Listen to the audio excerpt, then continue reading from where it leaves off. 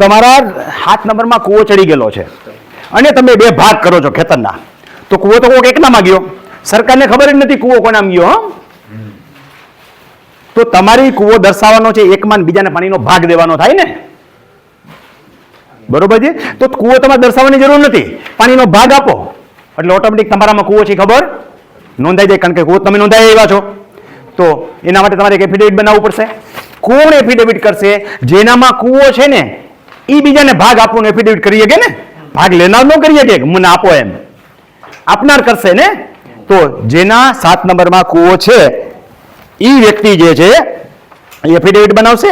હું અમો એના 7 નંબરમાં જેટલા નામ હશે એટલા એને પાછા પોતાના 7 નંબર પોતાના છોકરાના નામ ચડાવી દીધા હોય તો જેટલા હશે એટલા અમો બધા નીચે સહી કરનારા, પછી એના નામ સરનામા લખી નાખવાનું, ઉંમર વર્ષ, ધંધો ધર્મ, ઉંમર વર્ષ પુખ્ત, ધંધો ખેતી, ધર્મે હિન્દુ ને સરનામું જે ધર્મ લાગુ પડતો હોય તે.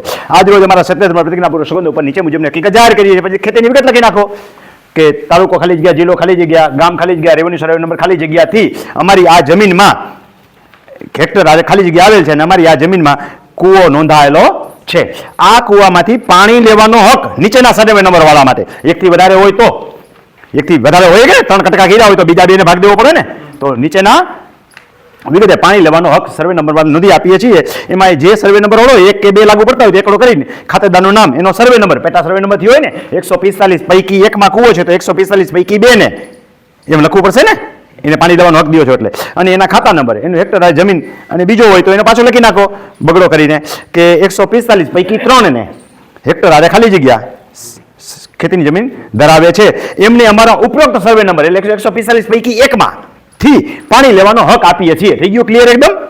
એટલે શેમાં પાણી છે, કૂવો છે એ, અને કોને પાણી આપવાનું છે તે, જે બદલ અમે નીચે જમીન ધારણ કરતાના વંશવાલી વારસાગત ને બંધન કરતા રહેશે. ખોટું સોગંદનામું કરવું ગુનો બને છે એની અમે ખબર છે. ઉપરોક્ત વિગત સત્ય ધર્મ પ્રતિજ્ઞાપૂર્વક શબ્દો પર જાહેર કરીએ છીએ. નીચે સહી સાક કરેલ છે, સહી કરાવી નાખો, નોટરાઇઝ કરાવી નાખો. આની ઝેરોક્ષ કરી દો 50 રૂપિયાના સ્ટેમ્પ પેપર વાળાની, અને બધાના આધાર કાર્ડ સાથે જોડી દો. એ હવે નવેસરથી માગે જ છે દરેક પ્રક્રિયાની અંદર. પછી એક અરજી લખી નાખો, ઓલી લખી એવી જ સેમ, નામ, સરનામું, મોબાઈલ નંબર, તારીખ, પ્રતિશ્રી, ઈદારા મામલતદાર સાહેબ, તાલુકો ખાલી જગ્યા, કૂવામાંથી પાણી લેવાનો હક દાખલ કરવા બાબત મહેરબાન સાહેબ શ્રી સબીને 7 નંબર અરજ કરવાની કે અમો અરજદાર જે પાણી આપે છે, જેનામાં કૂવો રહેલો છે એ અરજદાર, જેટલા નામ હોય એટલા, તાલુકો ખાલી જગ્યા, જિલ્લો ખાલી જગ્યા, ગામ ખાલી જગ્યા, રેવન્યુ સર્વે નંબર ખાલી જગ્યા, ખાતા નંબર ખાલી જગ્યાથી જમીન હેક્ટર આધારે ખાલી જગ્યા ધારણ કરીએ છીએ. અમારી આ ખેતીની જમીનમાં કૂવો કે બોર આવેલો છે એની નોંધ સાથે જોડી દેવાની અને હોડ નંબરનું પત્રક સાથે જોડી દેવાનું.